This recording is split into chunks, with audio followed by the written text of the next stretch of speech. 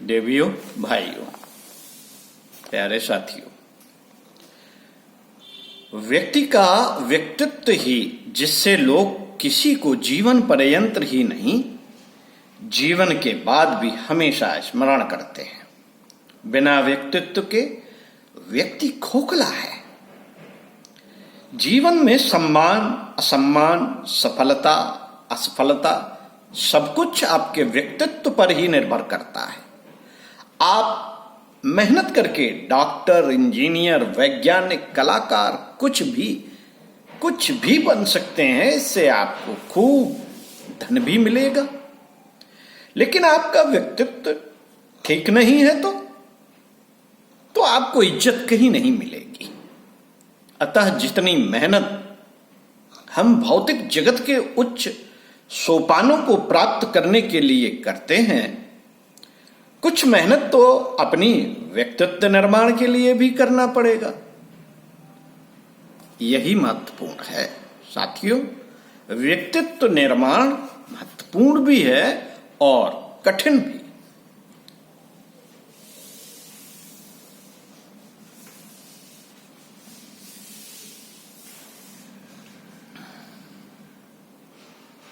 व्यक्तित्व निर्माण आपके अलावा दूसरा कोई नहीं कर सकता।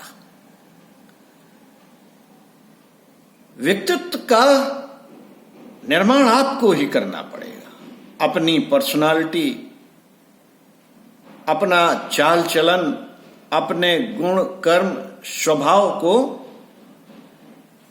आप नहीं देखते, लेकिन लोग बड़े ध्यान से देखते हैं। बहुत तीखी नजरों से आपको वाच करते हैं। कौन? समाज के, परिवार के। तो आप क्यों ना करें? जिस चीज को, जिस आदत को, गुण को, कर्म को, स्वभाव को सभी लोग कैमरे की तरह दृष्टि गड़ाए हुए हैं आपके ऊपर, तो यह महत्वपूर्ण हो जाता है। पर्सनालिटी डेवलपमेंट भी इसी को कहा जाता है और इसके बड़े बड़े क्लासेस चलते हैं, बड़ी बड़ी फीस ली जाती है, बड़ी बड़ी यूनिवर्सिटियां हैं देश विदेश में जो ये कार्य करती हैं। गायत्री मिशन के द्वारा आपको यह कार्य किए जाने हेतु जो कक्षा का क्रम बनाया गया है, ये निःशुल्क है। हमारे मिशन के लोग कई जगह इस तरह के कार्य कर रहे हैं। काय का? बाल संस्कार शाला चलाने का। आप लोगों की भी रुचि इसमें दिखाई पड़ी और हम हमारे परिवार के अन्य सभी सदस्य, आदरणीय रश्मि दीदी, जो आपको बाल संस्कार के पहले भी व्यक्तित्व निर्माण के लिए पहले ही काफी गढ़ चुकी हैं और गढ़ा गया है, उसी क्रम में हम उनकी प्रतिभा से प्रभावित होते हुए इस कार्य को इस रूप में संचालित कर रहे हैं। इस बाल संस्कार शाला की आचार्य मार्गदर्शिका से कि आप तो अपना निर्माण करना ही है आपको, साथ ही आपको अपने निकटवर्ती लोगों, छात्रों का निर्माण करने के लिए, उनकी पर्सनालिटी डेवलपमेंट करने के लिए एक कार्यशाला अपने यहाँ चलाई जानी है। बहुत से पढ़े लिखे लड़के जो आजकल हैं, लड़कियां जो आजकल हैं, जिन्हें हर क्षेत्र का ज्ञान है, लेकिन सही दिशा का मार्गदर्शन न होने से उनकी प्रतिभाओं को गलत दिशा में उन्हीं के द्वारा लगा दिया जाता है। उन्हें लगता है यही सही है। फटी जीन्स पहन के लोग घूमते हैं, देखते हैं। हमारे आज के युवा साथी देखते हैं, देख देख कर वह भी फटी जीन्स पहनने लगते हैं, जबकि उसका कोई मतलब नहीं। हम उस जीन्स का प्रचार फ्री में करते हैं जो जीन्स बनाने वाले हजारों, दसों हजार, 20,000, 50,000 की बाजार में बेच लेते हैं, लेकिन उसका प्रचार हम फ्री में कर रहे हैं। हम वो फटी जीन्स, उनके बनाई हुई फटी जीन्स को पहन के घूम कर इटला रहे हैं और बता रहे हैं ये फलाने ब्रांड की है। भाई साहब देखिए, आपको क्या मिला? आपको कुछ नहीं मिला। आप प्रचारक हैं फ्री के। तो फ्री का प्रचारक अगर आपको बनना है, लड़कियां लिपस्टिक लगा के घूमती हैं और इठलाती हैं और प्रचार करती हैं कि देखो ये फलाने ब्रांड की लिपस्टिक है, हेमा मालिनी ने लगाई थी। तो हेमा मालिनी ने लगाई थी तो उन्होंने तो लाखों रुपए लिए थे इस लिपस्टिक का प्रचार करने के लिए। आपने तो एक पैसा नहीं लिया। फटी जीन्स में पैसे और डाल दिए, 10-20 हजार रुपए ब्रांड के नाम पे अक्षय कुमार ने पहनी थी इसमें। लेकिन आपको क्या मिला? आप विदूषकों की तरह हंसी का पात्र बने घूमते रहते हैं और अपनी पर्सनालिटी का दोहन कराते रहते हैं। पर्सनालिटी यानी कि व्यक्तित्व यानी कि आपका इसमें चेहरा मोहरा चाल ढाल भी आती है, बातचीत करने की कला भी आती है। लेकिन वो पर्सनालिटी हम शो किसकी करते हैं? उन प्रचारकों की करते हैं, उन फैक्ट्रियों की करते हैं जिनका माल बेचने के लिए हमारे हीरो हीरोइन मॉडल्स लाखों रुपए लेते हैं और हम कुछ नहीं लेते। पैसे खराब करते हैं, अपने धन का अपव्यय करते हैं। हमने कमाया नहीं है, हमारे माता पिता ने कमाया है और जिद करते हैं उनके सामने बैठ के कि हमें ये चाहिए, मम्मी हमें ये चाहिए, पापा हमें ये चाहिए। क्यों? क्योंकि आप आकर्षित हो गए और उन्होंने अपनी बुद्धि के द्वारा आपको फ्री का प्रचारक बना दिया। तो आप फ्री के प्रचारक मत बनिए। अगर प्रचारक ही बनना है तो नारद ऋषि के तरह ईश्वर की बातों के प्रचारक बन जाइए, अच्छी बातों के प्रचारक बन जाइए।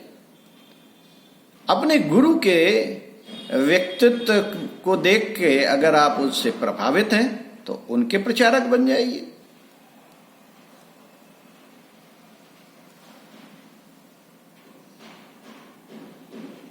व्यक्तित्व निर्माण आपके अलावा कोई नहीं कर सकता, ना आपके माता पिता, ना गुरु और ना ही आपका भगवान। हां, यदि आप व्यक्तित्व निर्माण की दिशा में चल पड़े हैं तो ये सभी आपकी मदद जरूर करेंगे। आपका गुरु, आपका भगवान, आपके माता, आपके पिता, सभी आपके व्यक्तित्व निर्माण की दिशा में अगर आप चल पड़े तो आपकी मदद जरूर की जाएगी। अतः आपका व्यक्तित्व निर्माण आपकी मर्जी पर निर्भर करता है कि आप चाहते क्या है।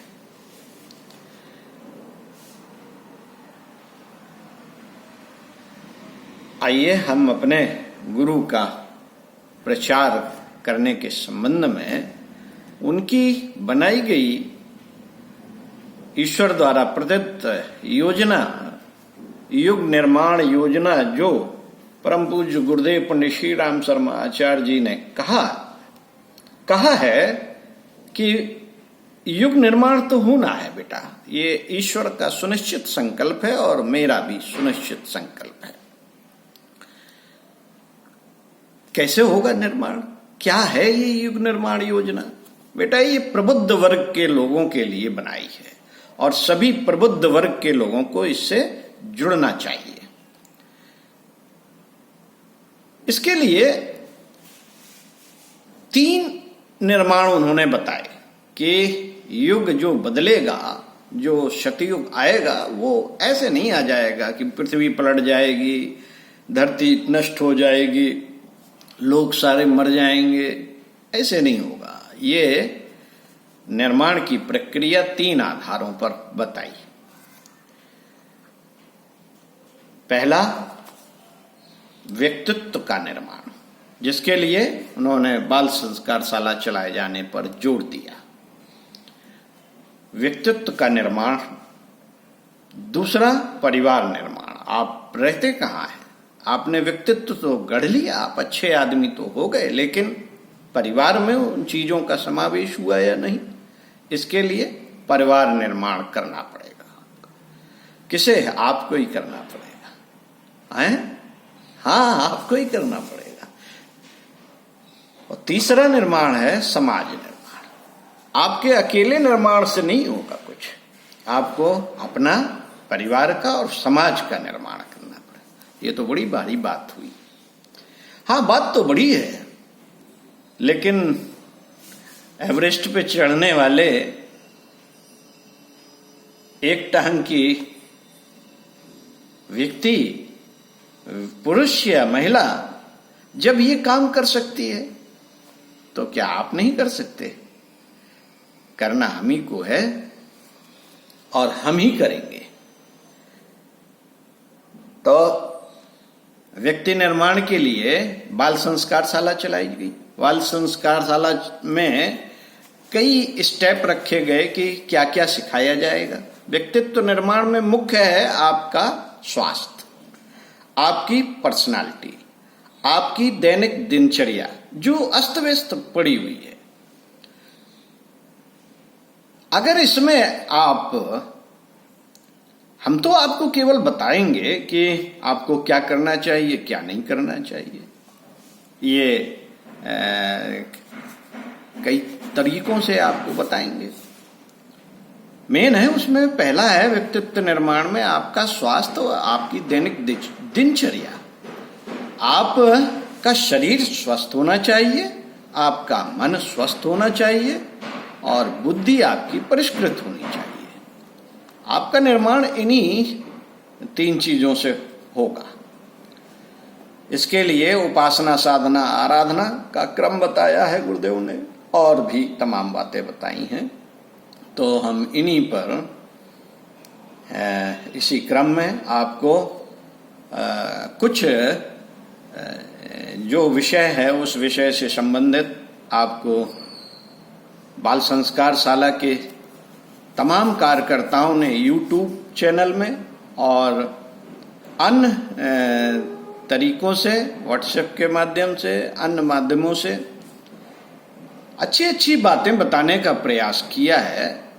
तो वो संबंधित YouTube से हम आपको वो प्रेषित भी करेंगे और अपने मुख से भी बताएंगे और आपको अन्य तरीकों से भी बताएंगे।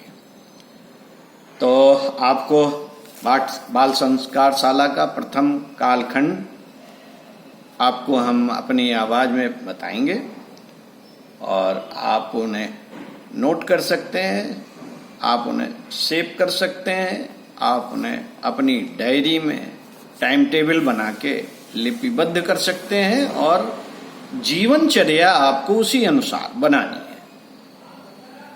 आपको प्रेरणाप्रद सारी बातें, स्वास्थ्यवर्धक सारी बातें, मन को अच्छा बनाने के लिए क्या क्या क्रियाएं आपको करना चाहिए, ये सारी बातें आपको बताएंगे।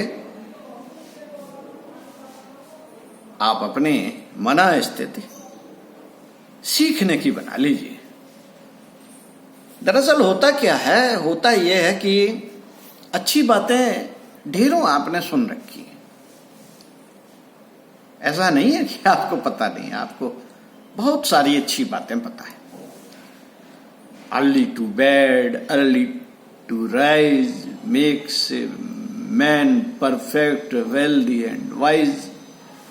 इस तरह की कहानी का मुहावरे आपको पता है। भाई जल्दी उठना चाहिए, हाँ जल्दी उठना चाहिए। 4 बजे उठ जाते हैं आप? नहीं, 4 बजे तो नहीं उठते हैं, 5 बजे उठ जाते हैं। 4 बजे उठने में क्या होगा, 1 घंटा आपका बच जाएगा पढ़ाई लिखाई के लिए। 3:30 बजे उठ जाएंगे तो और आधा घंटा बच जाएगा, क्योंकि नहाने धोने में, टहलने, एक्सरसाइज करने में भी तो टाइम लगता है। फिर आपका लक्ष्य है, जीवन लक्ष्य है पढ़ाई, तो पढ़ाई में बैठ जाएंगे 2 घंटा अगर आप, तब भी आपके पास 7 से 8-9 बजे तक का समय बच जाएगा स्कूल जाने के लिए, जितने बजे भी जानते। तो समय का सदुपयोग तभी होगा जब आप अपने आलस को त्यागेंगे, और स्वस्थ आप तभी रहेंगे जब आप अपने भोजन को कम करेंगे। ये होता नहीं आसानी से, हाँ? तो आपको संकल्पित होना पड़ेगा। इसके लिए आपको अपने मन में एक संकल्प लेना पड़ेगा कि हम स्वस्थ, शरीर स्वस्थ, मन स्वस्थ और उज्जवल भविष्य की संरचना के लिए, समाज के लिए गतिशील रहेंगे, उसके लिए अच्छे कार्यों को करेंगे। संकल्प लेना पड़ता है। अच्छी बातें आसानी से जीवन में उतरती नहीं। हाँ, मौज मजे की बातें आसानी से उतर जाएंगी। पकौड़ी कचौड़ी खाने के लिए जीभ आसानी से मचलने लगेगी। मनोरंजन, पिक्चरें देखने के लिए मन आसानी से मचलने लगेगा, समय भी निकाल लेंगे। वरना आप कहेंगे कि समय कहाँ है, बहुत काम है, बहुत पढ़ाई करनी पड़ती है। लेकिन 3 घंटे का समय कोई अच्छी पिक्चर देखने का मन करता है, तब फालतू का पैसा खर्च करने के लिए टॉफी चॉकलेट खाने का मन करता है। आप कमाते नहीं, फिर भी आपका मन करता है। घर में जो बनता है वो काफी नहीं, बाहर की चाट खाने का मन करता है। इस तरह से जो उलझलूल चीजें हैं जिनका आपके व्यक्तित्व पर गहरा प्रभाव पड़ता है जाने अनजाने में, और वही आदतों का निर्माण करती है, वही विचारणाएं आपकी आदतें बदलती रहती हैं, बनाती रहती हैं और आपको दूसरी दिशा में घसीट के ले जाती हैं, अगर उसी तरह के मित्र आपको मिलते चले जाएं। मौज मजा करने वाले, आपके समय को व्यर्थ में खर्च करने वाले साथी भी अगर मिल जाएं, तो मित्रों, आपके पास 2 ही चीजें तो है, या तो अच्छा बनना या बुरा बनना, राम बनना या रावण बनना, खराब आदमी बनना या बेकार आदमी बनना या अच्छा आदमी बनना। दो तरह की चीजें हमेशा हर व्यक्ति के जीवन में रहती हैं। जन्म मृत्यु तो ईश्वर के हाथ में है। बीच का जो समय है जो आपका है, उसको चाहे अच्छी बातों की तरफ लगा दिया जाए, उस जीवन को अपने लिए सार्थक बनाया जाए और दूसरों के लिए सार्थक बनाया जाए, ये भी आप कर सकते हैं। और अपने लिए नुकसानदेह बनाया जाए इस जीवन को, और दूसरों को भी इस आग में झोंका जाए कि अरे हमारा लड़का तो बेकार हो गया, लड़की बेकार हो गई है, गलत दिशा पकड़ ली है, उसके साथी और सहेली, सहोदर, मित्र सब बेकार। तो ये भी तो आप ही को करना है, चयन तो आपको ही करना है कि आपको बनना क्या है। आपको राम बनना है, रावण बनना है, आपको तपस्वी का जीवन जीना है या भौतिक सुखों वाला जीवन जीना है। तो ये भी तो निर्णय आपको ही करना है। हमारे जैसे अन्य लोग आपको मिले होंगे या मिलते होंगे, तो वो तो अच्छी ही बातें बताएंगे, लेकिन मन नहीं लगता अच्छी बातें सुनने की। हमारे बच्चे कहते हैं कि इनके पास बैठो तो प्रवचन देंगे, पका देंगे। और तो भाई ये बातें अगर अच्छी बातें अच्छी नहीं लगती और खुरापात की बातें, मौज मजे की बातों में आप समय बिताते हैं तो नुकसान किसका हो रहा है? आपका ही तो हो रहा है। अपना नुकसान मत कीजिए, आप अपने आप को गढ़िए। यही वो समय है, आप गढ़ सकते हैं, अपने आप को महामानव बना सकते हैं, आप अपने आप को सुभाष चंद्र बोस बना सकते हैं, देश में तमाम लोगों के प्रेरणा स्रोत हो सकते हैं। गढ़ना तो पड़ेगा। आइए गढ़ने की शुरुआत करते हैं। बाल संस्कार शाला कक्षा के क्रम को आपको आगे बताएं।